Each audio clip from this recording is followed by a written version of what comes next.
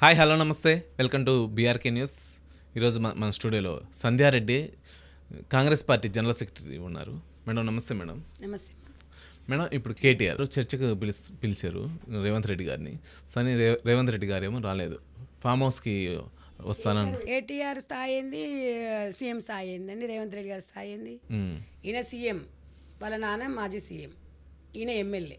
After all వ్యక్తి కానీ MLA అనేది మేము ప్రజల పక్షాన గెలిచిండు కాబట్టి ఆ వార్డ్ని మేము అనం. కేటీఆర్ ఆఫ్టర్ ఆల్ ఎమ్మెల్యే పదవిని రెస్పెక్ట్ చేస్తాం. ఓకే, ఎందుకంటే ప్రజల చేత ఎన్నుకోబడ్డాడు కాబట్టి ఎమ్మెల్యే పదవి అనేది చాలా గొప్పది. అవును. సో మీ అయ్యని అనౌన్స్మెంట్ చేయమనండి, మీ అయ్య రమ్మని చెప్పమని, మీ అయ్యని అసెంబ్లీ పెట్టమని లేఖ రాయమనండి సీఎం గారికి. కానీ నేను తర్వాత ఫామ్ హౌస్కి వస్తానన్నారు. అవునండి, ఇప్పుడు అదే మాట ప్రెస్ క్లబ్కి పోయేసి ఖర్చు చూపేసిండు. చిల్లరగా ఖర్చు చూపేయకుండా మేమేమంటున్నాము, మనకు ఒక వేదిక ఉంది కదా, ప్రజలు ఇచ్చిన వేదిక, దేవాలయం, అసెంబ్లీ. అసెంబ్లీకి వచ్చి మాట్లాడడానికి నష్టం ఏముంది చెప్పండి. అవును. రేవంత్ రెడ్డి గారు ఏమన్నారు, మా మంత్రులు ఏమన్నారు, అసెంబ్లీకి రా చర్చించుకుందాం. స్వయాన రేవంత్ రెడ్డి గారు చెప్పిండ్రు, నాయనని రమ్మను, మీరందరు రాండి, మా మంత్రులు వస్తారు, మా ఎమ్మెల్యేలు వస్తారు, అందరూ వస్తారు, వచ్చి చర్చించుకుందాం. దేవాలయం లాంటివి ఉన్న తర్వాత ఇప్పుడు ప్రెస్ క్లబ్బులు ఇవి ఇంకా ఆయన ఏమంటాడు కదా, పబ్బులు క్లబ్బులు ఇంకేమేమో అంటుంటాడు ఆయన.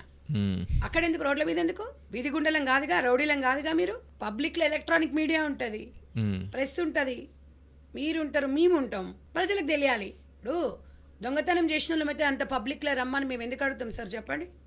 మీరు దొంగలు కాబట్టి ఏదో అడ్డదారుల రమ్మని చెప్తున్నారు. అంత మంచి వేదికున్న తర్వాత ప్రజలు మొత్తం చూస్తారుగా. మా రేవంత్ రెడ్డి గారు ఒకరే చెప్పారు, ఒకవేళ అసెంబ్లీకి కూడా రానికి ఇష్టం లేకపోతే, చేత కాకపోతే, ఎందుకంటే ఆయనకి ఇబ్బంది ఉంది కదా ఆరోగ్యపరంగా, అవును, ఫామ్ హౌస్కే మా మంత్రులందరినీ పంపిస్తా అన్నాడు. ఫామ్ హౌస్లో ఎట్లా కుర్చేసుకొని కూర్చుంటాడు, ఆ కుర్చీ పక్కన ఈ కుర్చీలు వేసుకుంటే వీళ్ళందరూ కూడా కూర్చుంటారు. ఒకవేళ మీరు కోరితే నేను కూడా వస్తా, రేవంత్ రెడ్డిని కూడా రమ్మని అన్నారు అనుకో కేసీఆర్ గారు, వస్తారు. ఆ సవాల్ స్వీకరించాలి. నువ్వు ఎక్కడో పోయి కూర్చొని కూర్చేస్తా, నేను ట్యాంక్ బండ్లో కూర్చుంటా, నేను ఆడ కూర్చుంటా, రోడ్ల మీద కూర్చుంటా, ఆరే బస్తీ మీద సవాలంటే మూతి పగల కొడతారు ఇక ప్రజలందరూ కలిసి. మళ్ళీ మా మీద ఇవాళ అబద్ధాలు ఆడితే ఎక్కడికక్కడ అడ్జేస్తారు. ఈ సవాలు మీరు స్వీకరించండి. మీరే అన్నారు కదా, కొడంగల్కి రావాలన్నా, కల్లకుర్తికి రావాలన్నా, గాంధీ భవన్ రావాలన్నా, అదే మేమే వస్తాను రా బాబు మీకు ఫామ్ హౌస్కి. అసెంబ్లీకి రాకపోతే, చేత కాకపోతే ఆడికి వస్తాం, అది స్వీకరించండి. తప్పించుకొని ఎట్లా పోతాడు? 42% రిజర్వేషన్ కోసము పార్టీతోని మాట్లాడాలి, స్థానిక సంస్థ ఎలక్షన్స్ వస్తున్నాయి కాబట్టి అని ఢిల్లీ వెళ్ళారు సీఎం గారు. వీళ్ళకి ఏం నొప్పి అండి, వీళ్ళకి ఏం నొప్పి వస్తుంది? 38 సార్లు కాకపోతే 300 సార్లు పోతాడు. వీడికి ఏం నొప్పి, వీళ్ళకి ఎక్కడ రైట్ ఉంది? మా ఇష్టం అండి, ప్రజల కోసము 300 సార్లు రోజుకు 4 సార్లు కూడా ఫ్లైట్ ఎక్కుతాం దిగుతాం ప్రజల కోసం. వీళ్ళు ఎవరండి మాట్లాడడానికి? ఇవన్నీ నిజంగా మీరు విద్యుత్ మీద చర్చ పెడదాం, రైతు రుణమాఫీ మీద చర్చ పెడదాం, మీరు చేసిన అప్పులని ఇన్ని వేల కోట్లు కాళేశ్వరం ప్రాజెక్టు మీద పెడదాం. మీరు ఇవాళ అసలు తెలంగాణ వచ్చింది ఎందుకు? నీళ్లు నియామకాలు అని. నీళ్లు నియామకాల మీద మన చర్చా సమావేశం ప్రజెంటేషన్ మొన్న ప్రజాభవన్లో పెట్టారు. అసలు మైండ్ అదైపోయిందండి. అసలు మన తెలంగాణకి ఎంత వాటా రావాలి, కేసీఆర్ ఎట్లా మోసం చేసిండు, జగన్తో చేపల పులుసు తిని ఎట్లా మోసం చేసిండు అనేది క్లారిటీగా కండ్లకు అద్దొచ్చినట్టు చెప్పిండ్రు మాకు. దాని గురించి మీరు చర్చ కార్యక్రమం పెడితే దాని గురించి కూడా మేము వివరిస్తాం. మనకి కృష్ణా జలాలు వాటర్ దాంట్లో మనకు తెలంగాణకి ఎంత అన్యాయం జరిగిందంటే అంత అన్యాయం జరిగింది. వీళ్ళు ఎంత ఘోరంగా అంటే అంత ఘోరంగా మోసం చేసిండు కేసీఆర్ తెలంగాణ ప్రజలని. క్లారిటీగా ప్రతి ఒక్క రిపోర్ట్ ఇవాళ కాంగ్రెస్ పార్టీ దగ్గర ఉంది. రండి ఆ చర్చలకి. సంతకాలు మీరు పెట్టిరు, మాకు ఇంతే చాలని చెప్పి. 60-65% వాటర్ మనకు షేర్ ఇస్తే 32% వాళ్ళకి ఇస్తే 32% మనం తెచ్చుకుంటున్నాము, ఆంధ్రలోకి 70% ఇస్తున్నాం. ఇవన్నీ మీరు పెట్టిన సంతకాలు కావా, మీరు ఇచ్చిన జీవో కాదా? ఇవన్నీ చూపిస్తామంటున్నారు రేవంత్ రెడ్డి గారు.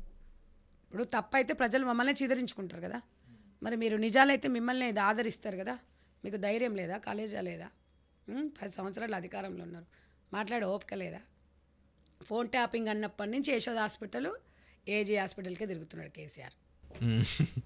అంటే ఆయన తప్పు చేసాడని అంటున్నారు. మరి తప్పు చేయకపోతే ప్రభాకర్ రావు అమెరికాకి ఎందుకు పిలిపించామండి? వాళ్ళు చెప్తున్నారు కదా, ఎంతమంది మొన్న అంటున్నాడు కదా, ఈయన ఈ కొసరేషన్ వంకాయ కేటీఆర్ 10 లక్షల ఫోన్లు చేయలే కానీ ఓ 10-20 చేసి ఉంటాం. సిగ్గుంది అది అసలు.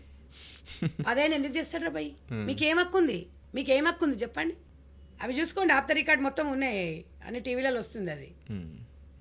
ఇప్పుడు సిట్ విచారించింది కదండి ప్రభాకర్ రావుని, దాని గురించి అన్ని విచారణలు అన్నీ తెలుస్తాయి తమ్ముడు, అన్నీ తెలుస్తాయి. విచారణ అనేది కొంచెం లేటుగా అయినా కూడా ఫలితం అనుభవించక తప్పదు. తెలంగాణ ప్రజలకు తెలుసు గొర్రెల సామె ఎట్లా చేసిరు, బర్రెల స్కామ్లు ఎట్లా చేసిర్రు, విద్యా వ్యవస్థ ఎట్లా నిర్వీర్యమైపోయింది, విద్యుత్ శాఖలు 80,000 కోట్లు ఎట్లా ఎక్కడ పోయినాయి, ఇవన్నీ కూడా తెలంగాణ ప్రజలను ఎట్లా మోసం చేసిండ్రు, ఇవన్నీ కూడా కాళేశ్వరం ప్రాజెక్టు నిజంగా కూడా మొన్న ప్రజెంటేషన్లో తెలిసినప్పుడు ప్రజాభవన్లో అయిపోయినప్పుడు నిజంగా కాళేశ్వరం ప్రాజెక్ట్ 38 కోట్లతో అయిపోయే ప్రాజెక్ట్ని 1,00,000 కోట్లతోని చేసిండ్రంటే దాని గురించి క్లియర్గా క్లారిటీ కూడా చెప్పిండ్రు. నిజంగా మొత్తం అక్కడి నుంచి అక్కడ మల్లన్ సాగర్ నుంచి ఇక్కడ మార్చడం, అక్కడి నుంచి ఇక్కడ మార్చడం, దీనివల్ల మార్చడం వల్ల వచ్చిన లాభం కూడా ఏం లేదు. ఎక్కడ పోయినా మళ్ళీ నీళ్ళు అందులోకే పోవాలి. అంటే మళ్ళీ ఒక టెండర్లు వేయాలి, కమిషన్ల కోసం కకృతి పడే తెలంగాణ ప్రజలకు తెలియాలి. అందుకే రేవంత్ రెడ్డి గారు క్లారిటీగా చెప్తున్నారు, రండి చర్చించుకుందాం, గోడవల కొట్లాటలు వద్దు, మంచిగా స్నేహపూర్వకంగానే కూర్చొని మాట్లాడుకుందాం. వాట్ ఈజ్ వాట్ అనేది ప్రజలకు తెలుస్తుంది. ఈ దమ్ముని ఈ సవాల్ని వీళ్ళు స్వీకరించాలి. ఇంత జరుగుతున్న ఒక్క బీఆర్ఎస్ నాయకులు కూడా ఒక్క మాట మాట్లాడలేకపోతున్నారు. ఆవేశాలు వచ్చేసి మొన్న యోయో టీవీలో కూడా మా కాంగ్రెస్ పార్టీ కార్యకర్త మీద చేయి చేసుకున్నారు బీఆర్ఎస్ నాయకుడు. చేతగానుడు ఏం చేస్తాడండి? లేచి కొడతాడు, ఎగురుతాడు, మాట వచ్చినోడేమో మాట్లాడతాడు. అంతేందుకని నేను నిన్నమన్న మీడియా మీద దాడి చేశారు. మీడియా మీద దాడి చేస్తే అది కరెక్టా చెప్పండి? మీ దగ్గర మసాలా లేదు, మీ దగ్గర మసాలా లేకుండా, మీ దగ్గర విశేషం లేకుండా తప్పులు చేసిండ్రు, తప్పు చేసినోడు వాడికి రెచ్చిపోతాడు. అడిగా మతిస్థిమితం కోల్పోయి వాడేం విచక్షణ కోల్పోయి మీడియా మీద దాడి చేస్తే ఎట్లా చెప్పండి? అసలు అది ఎంతవరకు కరెక్ట్ అంటారు మీరు? అది ప్రజాస్వామ్యం చాలా తప్ప. ఇందాక కూడా చెప్పినా నేను, ఒక పర్మిషన్ లేనిది నీవు అబద్ధం అని కనిపించినప్పుడు నిరూపించుకో, లేకపోతే చర్య తీసుకోండి, మీ మీద కంప్లైంట్ ఇవ్వండి, ఈయన తప్పుడుగా మాట్లాడిండని. కానీ మీడియా అనేది నిజంగా ప్రజలకు వారధి లాంటిది, ఒక దేవుడు లాంటి వారు. మీడియా లేకపోతే మనం ఎక్కడ ఉన్నాం చెప్పండి? మనం ఈ ఇంట్లో కూర్చొని ఏదో చేస్తుంటే మీడియా ప్రసారం చేసి 10 మందికి చూపిస్తుంది. ఇలా ఈ స్టూడియోకి మేము వచ్చాము, మీరు ప్రసారం చేసింది 10 మందికి తెలుస్తుంది. మనం ఒక దండం పెట్టుకోవాలి మీడియాకి. ఇలా ఆ మీడియా లేకపోతే మనం లేము. అసలు వాళ్ళ మీద దాడి అవమానం తెలంగాణ ప్రజలకు కాదు, యావత్ ప్రపంచం అవమానం. పూర్తిగా మేము ఖండిస్తున్నాం. ఇలాంటివి రేవంత్ రెడ్డి గారు కానీ మంత్రివర్గం కానీ ఎవ్వరు కూడా క్షమించారు. ఇవాళ ఆ మీడియా మీద జరిగింది, రేపు ఇంకో మీడియా మీద జరగచ్చు. అంటే నిజాలు బయటికి చెప్తే వీళ్ళకేం బాధ వచ్చిందా, వీళ్ళకి నొప్పి వచ్చిందా? నిజాలు అనేది చెప్పకూడదు బీఆర్ఎస్ పార్టీకి ఎప్పుడు కూడా. వీధి రౌడీలు గూండాలండి. హస్తం కేటీఆర్ హస్తం లేకపోతే ఎందుకు రెచ్చిపోతారండి? నీ అయ్య కరెక్టు ఏదో మా అయ్యతో తుర్మాన్ ఖాన్ అది అని చెప్తేనే వాళ్ళ బిల్లలు అనేది బయట రౌడీజం చేస్తారు. అమ్మో మా నాన్న ఇలాంటివి చేస్తే తిడతాడనో భయం, ఒంట్లో భయం ఉన్నోడు చేస్తాడా? బీఆర్ఎస్ నాయకుడు ఇలా పోయి అంత కేటీఆర్ గారికి తెలియకుండా పోయి అట్లా చేస్తారండి? ఎట్లా పగలగొడతారండి? అది ఎంత తప్పు ప్రజాస్వామ్యంలో? ఆ రోజు నుంచే ప్రజాస్వామ్యంలో బీఆర్ఎస్ పార్టీ అంటే అని ఊస్తురు చేతగాన్న కొడుకులని. ఎంత హౌ డేరీ అండి ఒక వ్యక్తిని లైవ్లో కొట్టడం అనేది. ఏందది? ఎవడిచ్చాడ్రా మీకు ఆ రైటు? దొంగన కొడుకులారా పందికొక్కులాగా దోసుకొని తిన్న తెలంగాణ రాష్ట్రాన్ని అడిగితే ప్రశ్నిస్తే కొడతారా? కొట్టే రైట్ ఎవరికి ఇచ్చిండు? భార్యను కొట్టే హక్కు కూడా భర్తకు లేదు. అలాంటిది మీరు ఎవరు? నిరూపించుకోండి. ఏదైనా తప్పుంటే నిరూపించుకోండి, కేసు పెట్టండి. ఒకవేళ తప్పుడుగా మాట్లాడితే ఓ చట్టం ఉంటుంది, ఓ రాజ్యాంగం ఉంటుంది, ఒక కథ ఉంటుంది, ఒక కార్ఖానా ఉంటుంది.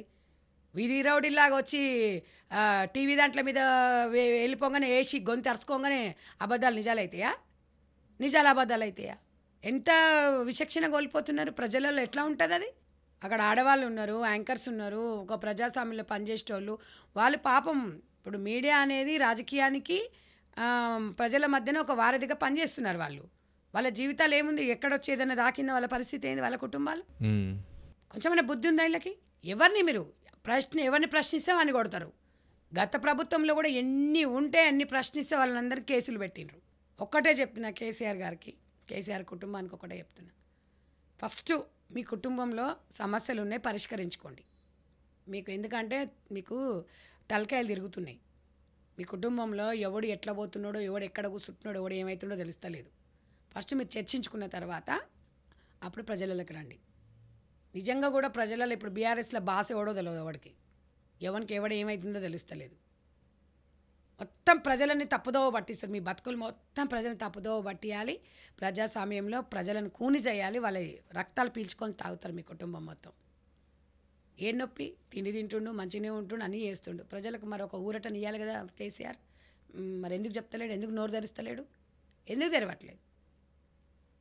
ఎందుకయ్యా 18 ఏళ్ళ నుంచి ఎమ్మెల్యే ఉన్నావు, జీతం ఎందుకు తీసుకుంటున్నావు? ఫామ్ హౌస్లో వండుకొని. ప్రజల సొమ్ము కాదు అది, హోల్సమ్ అండి. నువ్వు పని చేస్తే నీకు జీతం ఇస్తారు. నువ్వు బీఆర్కే న్యూస్లో జాయిన్ అయినావు తమ్మి, నువ్వు ఇంట్లో కూర్చొని నీకు జీతం ఇస్తారా? తిన్నా నీ వండి పడతారా? మరి ఇవ్వకుండా ఆయన ఎట్లా తీసుకుంటాడండి? నేను ఉద్యోగానికి వస్తలేను, నేను తీసుకొని ఆ నానాలి కదా, ఎవరి సొమ్మని తీసుకుంటున్నావు? ఇది ప్రజాస్వామ్యంలో నెలకు 2-2.5 లక్షల రూపాయలు జీతం తీసుకుంటున్నావు నువ్వు ఎమ్మెల్యేవి. బుద్ధి ఉండాలి. ప్రజల సొమ్ము తినుకుంటా ఒంటికన్నా పట్టాలి వాళ్ళది మొత్తం అంతే. ఇంకా తెలంగాణ పిల్లలు ఎంతమంది చనిపోయిండ్రు, వాళ్ళ బాధలు, వాళ్ళ కష్టాలు, వాళ్ళ వర్ణాదిత్తం అండి, వాళ్ళ కుటుంబాలు.